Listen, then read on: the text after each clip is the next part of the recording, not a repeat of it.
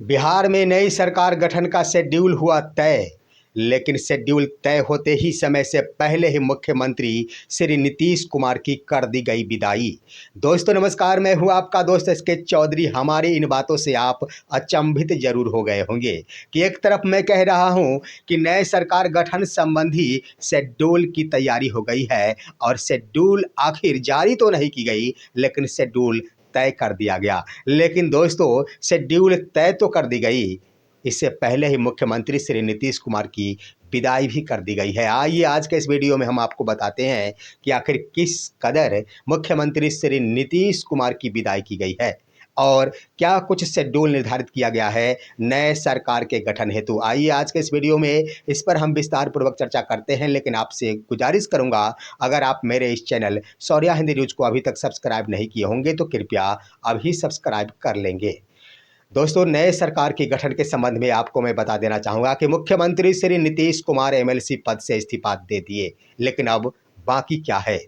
दरअसल दोस्तों बाकी है मुख्यमंत्री पद से इस्तीफा देना, राज्यसभा सदस्य के रूप में शपथ लेना, उसके बाद तीसरा काम बच जाता है बिहार में नए सरकार का गठन करना। दोस्तों मैं आपको आगे बताऊंगा कि आखिर किस कदर मुख्यमंत्री श्री नीतीश कुमार की विदाई समय से पहले कर दी गई। हालांकि विपक्ष ने आखिर कड़ी बेइज्जती शब्द का प्रयोग किया गया है। विपक्ष के स्तर से कहा गया है कि किस तरह बीजेपी के द्वारा नीतीश कुमार की बेइज्जती की जा रही है। दोस्तों इस पर हम आगे बातें करेंगे कि आखिर कौन सा वो तथ्य है जिसके आधार पर बेइज्जती वाली बात विपक्ष ने कही है। लेकिन मैं कहना चाहूँगा उस पत्र ने स्पष्ट कर दिया है कि नीतीश कुमार की विदाई समय से पहले जरूर कर दी गई है। एनडीए सरकार के स्तर से संभवतः कोई ना कोई डर जरूर है बीजेपी को। लेकिन आइए दोस्तों शेड्यूल के बारे में बता देना चाहूँगा कि आखिर कौन सा शेड्यूल और क्या शेड्यूल तय किया गया है। दरअसल दोस्तों 6 अप्रैल 2026 की तिथि को मुख्यमंत्री आवास पर जदयू कार्यकारिणी की बैठक आयोजित की गई है। उसी तिथि को जदयू के बड़े बड़े लीडर जो कार्यकारिणी समिति के सदस्य हैं वो बैठेंगे और अंतःगत्वा फैसला लेंगे, निर्णय लेंगे कि आखिर नई जो सरकार बनने जा रही है उसमें हमारी भूमिका क्या होगी। मंत्रालय के रूप में आखिर कौन कौन से मंत्रालय लिए जाएंगे, अंतिम रूप से कौन कौन लोग होंगे जो मंत्रालय की जिम्मेदारी संभालेंगे। उसके बाद सबसे बड़ी बात ये होगी कि मुख्यमंत्री के तौर पर बीजेपी के स्तर से जो भी व्यक्ति को नामित किया गया है उसके संबंध में भी विचार विमर्श किया जा सकेगा 6 अप्रैल 2026 को। उसके बाद क्या होगा दोस्तों, उस तिथि को तो तमाम कार्यकारिणी समिति के जो सदस्य जदयू के बड़े बड़े और नीतीश कुमार के करीबी नेता है उनके कानों में तमाम बातों की जानकारी चली जाएगी, मंथन भी हो जाएगा। लेकिन इसी बीच दोस्तों जो शेड्यूल है उसके अनुसार मुख्यमंत्री नीतीश कुमार 9 अप्रैल 2026 को दिल्ली के लिए रवाना होंगे और दिल्ली के लिए रवाना होने के उपरांत दोस्तों सबसे पहले वहां भी राष्ट्रीय कार्यकारिणी की बैठक करेंगे। वहां नीतीश कुमार एक बार फिर से बैठक करेंगे अपने करीबी नेताओं के साथ। क्यों दोस्तों, क्यों बैठक करेंगे?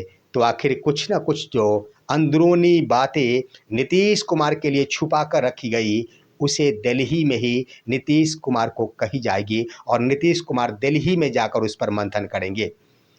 उसके बाद दोस्तों 9 के बाद 10 अप्रैल 2026 को मुख्यमंत्री श्री नीतीश कुमार तो शपथ कार्यक्रम में भाग लेंगे। उससे पहले दोस्तों 9 अप्रैल को ही यही है कि अमित शाह से मुलाकात होनी है मुख्यमंत्री श्री नीतीश कुमार को।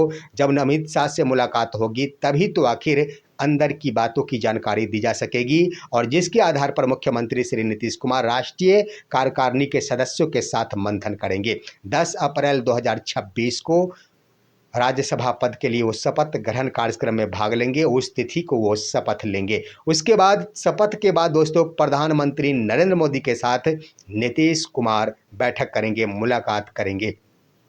उसमें भी कुछ बातें जो रहस्यमय होगी वो बातें नीतीश कुमार के साथ होगी और प्रधानमंत्री नरेंद्र मोदी के साथ होगी। उसके बाद दोस्तों 11 अप्रैल 2026 के तिथि को मुख्यमंत्री नीतीश कुमार पटना वापस आ जाएंगे। उसके बाद क्या होगा दोस्तों, 12 और 13 दो तिथि में से कोई एक तिथि का चयन किया जा सकेगा। अभी तक 12 वो तिथि होगी या फिर 13 तिथि होगी, इसके संबंध में एनडीए के स्तर से कोई भी सटीक या फिर निर्धारित तिथि नहीं घोषित की गई है। दोनों में से किसी एक तिथि को एनडीए विधायक दल की बैठक होगी, जिसमें उन नेता का चयन किया जा सकेगा जो मुख्यमंत्री पद का शपथ लेंगे, और 12 या फिर 13 वो तिथि होगी। और उसके जस्ट बाद दोस्तों, अगर 12 को यह एनडीए विधायक दल की बैठक होती है, मुख्यमंत्री पद का चयन कर लिया जाता है, यानी विधायक दल के नेता का चयन कर लिया जाता है,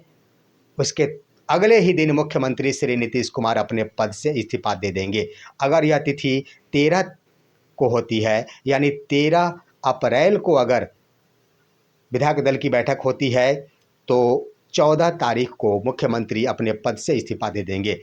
और उसके बाद दोस्तों 4 दिनों का अधिकतम समय होगा, जो 18 या फिर 17, यानी 17 से लेकर 18 अप्रैल 2026 तक बिहार में नए सरकार की गठन हो जाएगी। यह शेड्यूल जारी किया गया है। लेकिन आइए अब हम आपको बताते हैं कि शेड्यूल जारी होने से पहले ही नीतीश कुमार की विदाई कर दी गई। क्यों विदाई कर दी गई? दोस्तों, बीजेपी के अंदर कुछ ना कुछ डर जरूर है कि नीतीश कुमार ऐसा ना हो कि कम से कम 6 महीनों तक के लिए तो मुख्यमंत्री पद पर बने रह सकते हैं, और ऐसा ना हो कि 6 महीनों तक वो मुख्यमंत्री पद पर बने रह जाए।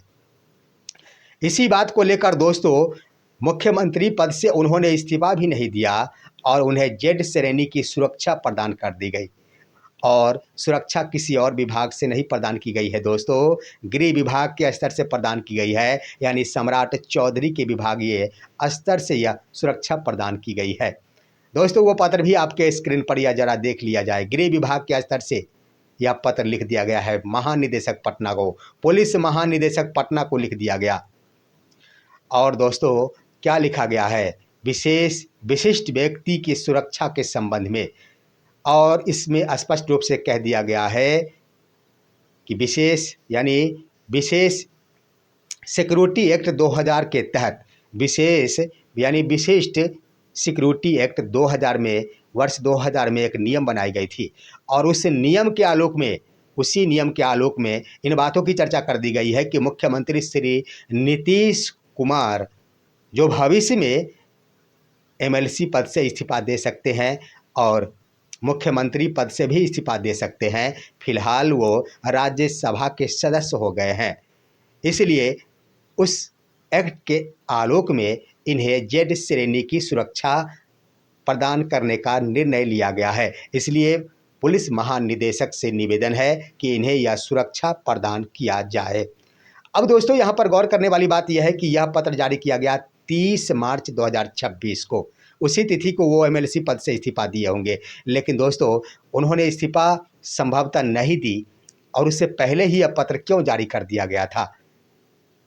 इसलिए जारी कर दिया गया था कि नीतीश कुमार आखिर इस्तीफा देंगे कि ना देंगे, इसकी गारंटी नहीं है। तभी तो इस पत्र में जिक्र कर दिया गया है कि भविष्य में नीतीश कुमार एमएलसी पद से इस्तीफा देंगे और मुख्यमंत्री पद से भी इस्तीफा देंगे, और वर्तमान में वो राज्यसभा पद के लिए निर्वाचित हो गए हैं। इस परिस्थिति में इन्हें विशेष सिक्योरिटी एक्ट 2000 के तहत जेड श्रेणी की सुरक्षा प्रदान की जाती है।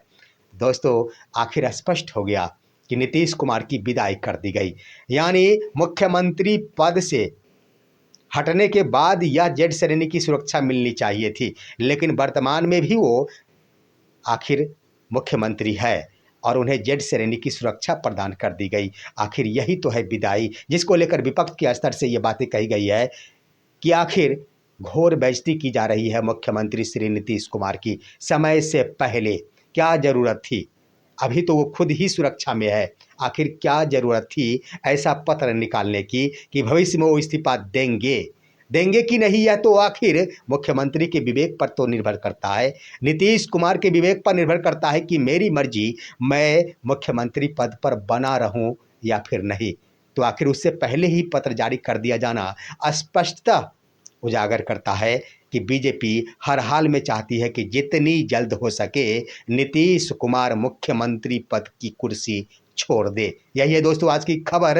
आखिर इस पर आप क्या कहेंगे? अपनी राय कमेंट के माध्यम से दीजिए। हमारे इस वीडियो को ज़्यादा से ज़्यादा लाइक और शेयर कीजिए, और अब दीजिए अपने दोस्त को इजाज़त। अगले वीडियो तक के लिए नमस्कार।